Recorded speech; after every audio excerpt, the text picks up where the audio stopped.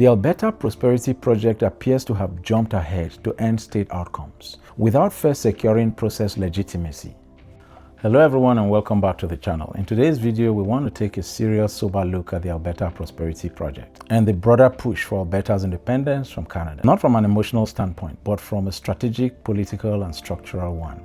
In earlier videos, we talked about the policy challenges, legal hurdles, political barriers and administrative complexity of Alberta's independence. Those issues alone are significant. But today, we want to go further because beyond those obvious obstacles, there are deeper cracks inside the movement itself that raises real questions about whether this project, as currently structured, can actually succeed. This is not an anti-Alberta argument, and it's certainly not an anti-autonomy argument as well. This is an argument about timing, strategy, legitimacy and internal coherence. One of the biggest challenges facing the Alberta Prosperity Project is how and when this movement truly accelerated. Let's be honest, the current surge towards independence did not arise organically over decades. It gained real momentum after Pierre Poilievre and the UCP lost the federal elections. And elections many Albertans, including myself, expected them to win.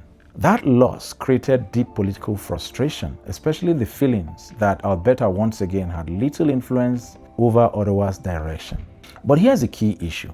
Movements born primarily out of disappointment tend to struggle once emotions cool. If the UCP had won and formed the government, it's very unlikely this independence push would have reached this current intensity. In fact, many supporters openly acknowledge that a conservative government would have worked with Parliament to expand provincial autonomy, reduced regulatory barriers on energy and accelerated pipelines and market access. And that matters because it suggests the independence movement is reactive, not necessarily inevitable. Historically, Alberta did not push seriously for independence when conservatives were in power, including under Stephen Harper. That weakens the claim that separation is a long-standing, deeply rooted objective rather than a response to current federal politics. There is no denying that Trudeau's legacy bred a legitimate grievance. The last decade of Justin Trudeau's government has been deeply damaging to Alberta's trust in Confederation.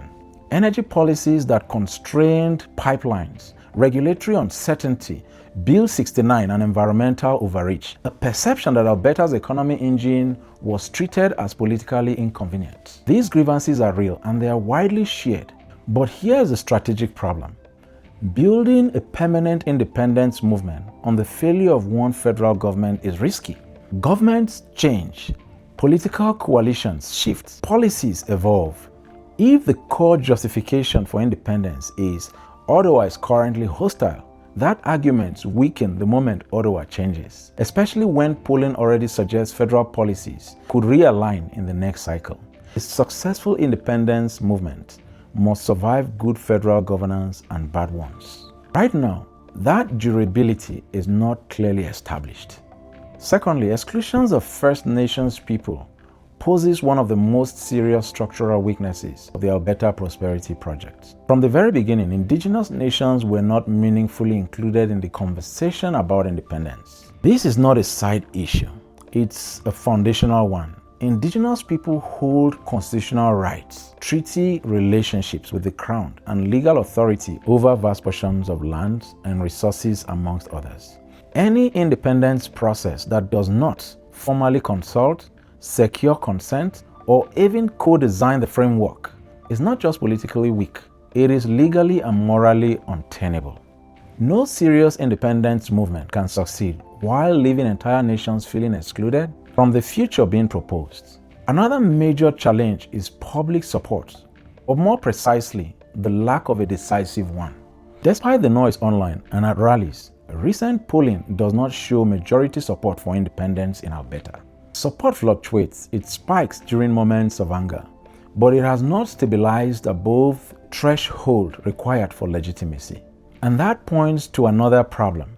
The messages has not been clearly or consistently communicated. Many Albertans still don't know what currency an independent Alberta would use, how pensions and healthcare would work, and what happens to borders, trade, and debts. Uncertainty breeds caution, and caution kills referendum. Perhaps one of the most damaging optics issue is this. Leaders associated with the movement have reportedly begun informal conversations with US officials, including discussions about credit lines, financial backing, post-separation economic arrangements. And this happened before a referendum, a clear mandate, or even a verified signature threshold. To many Albertans, this looks less like confidence and more like putting the cart before the horse. It raises uncomfortable questions. Who authorized these conversations? On whose behalf were they conducted? And what assumptions were being made about Alberta's future without voters' consent? Even if well-intentioned, this kind of outreach undermines trust and fuels skepticism. When you step back a little, a pattern emerges. The Alberta Prosperity Project appears to have jumped ahead to end state outcomes without first securing process legitimacy. Independence movements succeed when they build broad, durable consensus, include all stakeholders, and establish clarity before urgency. Right now, the sequence feels reversed. Let me be clear in closing. The frustrations driving these movements are real. The economics and political grievances are legitimate, and the desire for greater autonomy is widely shared.